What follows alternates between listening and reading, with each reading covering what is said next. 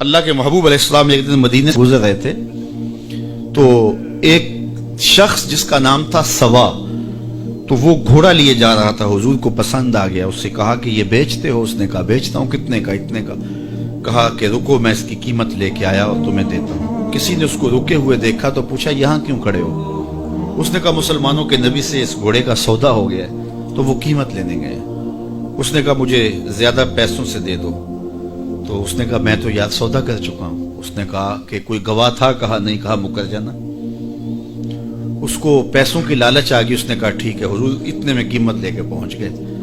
تو اس نے کہا میں نے تو آپ سے سودا کوئی نہیں کیا۔ حضور نے کہا ابھی تو سودا ہوا ہے۔ وہ کہنے لگا میں نے سودا کوئی نہیں کیا۔ لوگ بھی اکٹھے ہونے لگے، ہجوم بن گیا۔ اب حضور کہے میں نے گھوڑا خریدا ہے، وہ کہے میں نے بیچا نہیں۔ اب جب لوگوں کا ہجوم بنا تو لوگوں کے ہجوم کا بھی ایک پریشر ہوتا ہے۔ تو اس نے کہا کہ اگر بات لوگوں پہ چلی گئی تو صادق بھی یہ ہیں، امین بھی یہ ہیں، تو لوگ تو انہیں سچا کہیں گے۔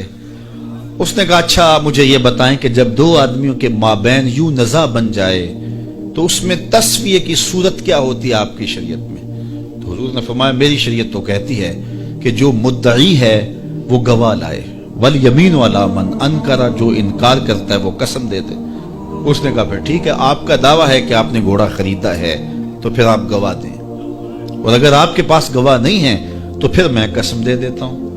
جھوٹ اس نے پہلے بول لیا تھا، قسم دینا اس کے لیے مشکل نہیں تھا، اور اس کو یہ بھی پتا تھا گواہ کوئی نہیں۔ تو اس نے کہا جناب آپ گواہ پیش کر دیں تو میں گھوڑا دے دیتا ہوں جس قیمت پہ آپ بتا رہے ہیں، اور اگر آپ کے پاس گواہ نہیں ہے تو پھر میں قسم دے دیتا ہوں۔ اب بھری بزم تھی، لوگوں کا ہجوم تھا، اور اس نے ایک ایسی بات کی۔ قبل اس سے کہ کچھ دیر گزرتی، حضرت حذیفہ بن یمان الانصاری رضی اللہ تعالیٰ عنہ آگے بڑھے اور کہا کہ گواہی مانگتا ہے؟ اس نے کہا جی میں گواہی مانگتا ہوں۔ تو کہا میں گواہی دیتا ہوں، جتنے میں حضور نے بتایا اتنے میں سودا ہوا ہے اور حضور نے گھوڑا خریدا ہے۔ اس نے کہا جی ٹھیک ہے میرا مطالبہ پورا ہو گیا، گواہی چاہیے تھی، درکار تھی، گواہی مل گئی۔ تو اس نے گھوڑا دے دیا اور قیمت اس نے لے لی۔ قیمت اس نے اپنی مرضی کی گھوڑے کے مطابق ہی لی تھی، وہ تو زیادہ پیسوں کے لالچ میں مکرا تھا۔ تو خیر اس کو راستہ نکلنے کا مل گیا۔ لوگ ہٹنے لگے تو حضور نے حضرت حذیفہ رضی اللہ تعالیٰ عنہ کو اشارے سے قریب کیا اور کہا کہ تم نے گواہی دی، تم تو موقع پہ موجود ہی نہیں تھے، تو تم نے گواہی کیسے دی؟